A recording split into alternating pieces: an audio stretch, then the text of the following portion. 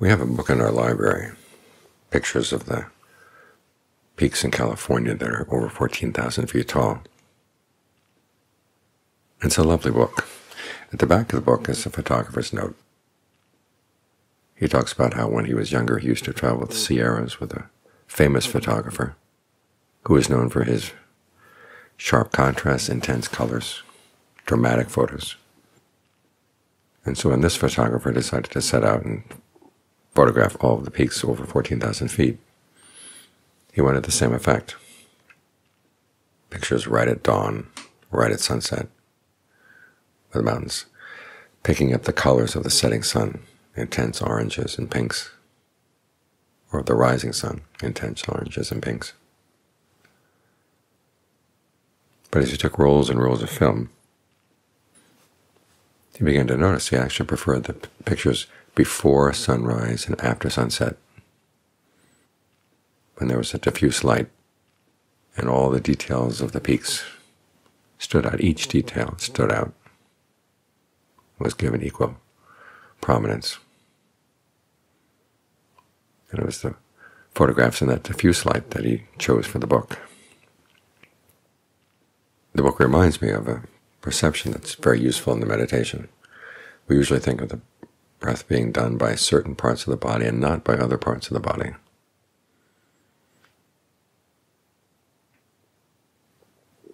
Some of your muscles are the workers and the others are the freeloaders.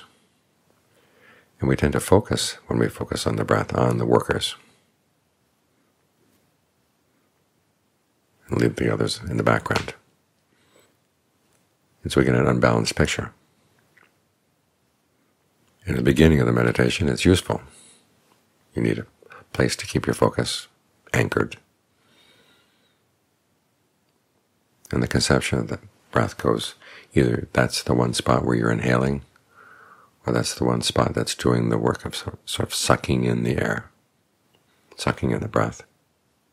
And then you can move from that, the perception of the breath coming from the outside, to the perception of the breath originating inside. But again, there are centers of the breath. John Lee talks about them.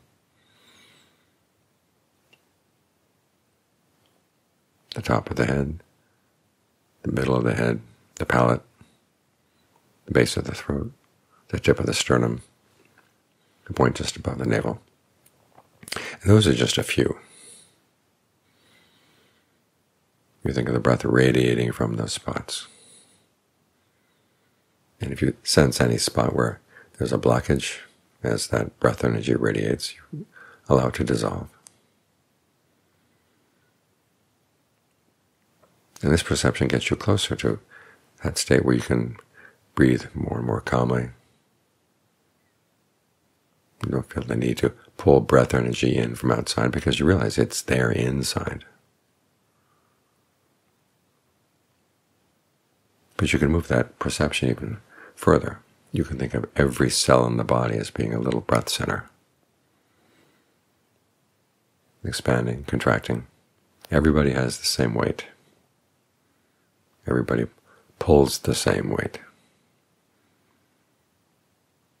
You try to expand your awareness to be in touch with all of those parts of the breath energy without giving prominence to any one. And you begin to see a lot of details of the breath energy in the body that you would miss otherwise. At the same time, there's a very strong sense that there's never any moment where the body doesn't have breath. It's there all the time. So you can stay with one of these breath sensations, or all these breath sensations, all the way through the in-breath, all the way through out, all the way in between. And this way your focus is not paused. In other words, often when we meditate, our attention is there in phrases, like phrases of music. A few notes are connected and there's a pause, and there's a few notes are connected and there's a pause.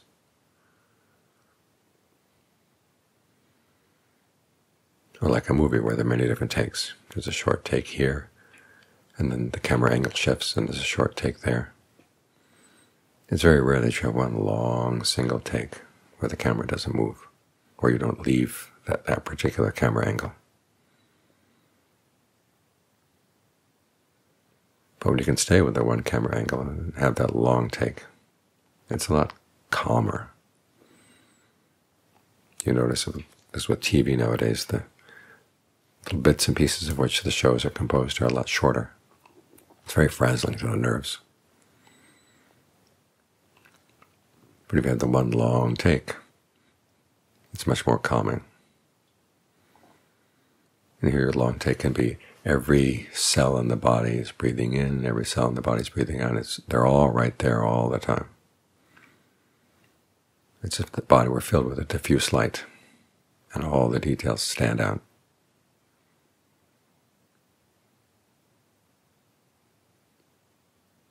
This is probably the best perception you can have that can get the mind into strong states of concentration where the breath is minimal.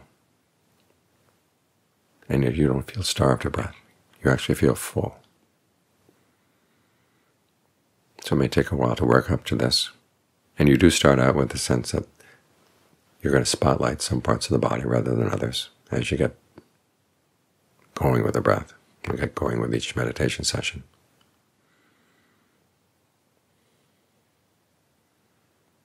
But there will come a time when you want to switch, first to the perception that the breath originates inside, and then with the perception that the breath originates with every cell equally throughout the body.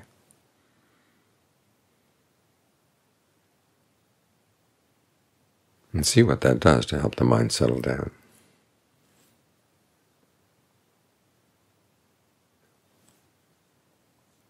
Your calming mental fabrication, in other words, the perception of the breath originating in every cell, is much calmer than the perception of the breath originating at any one spot, to the detriment of others. It gets the mind calmer, and it gets the breath calmer as well. This is one of the ways in which those tetrads in the breath meditation are all happening at the same time. Your calming bodily fabrication by calming mental fabrication.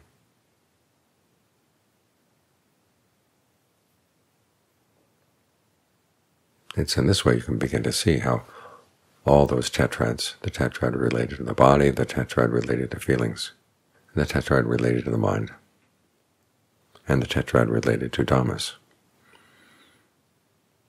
help one another along as you get more sensitive to the process of fabrication.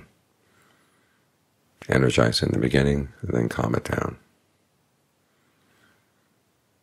You're following the same pattern of the factors for awakening. There's the analysis. This builds on mindfulness, followed by effort and rapture, and then calm, concentration, equanimity. It's that analysis of qualities that helps you see fabrication, and it's the final ones that help you to calm fabrication down.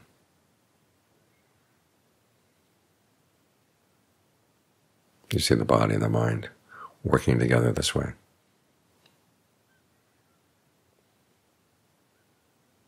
For the sake of a very stable, solid awareness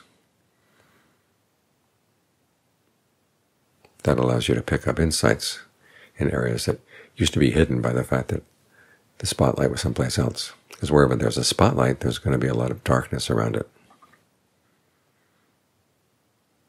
But where there's a diffuse light, everything is allowed to glow with its own light and to show itself for what it is.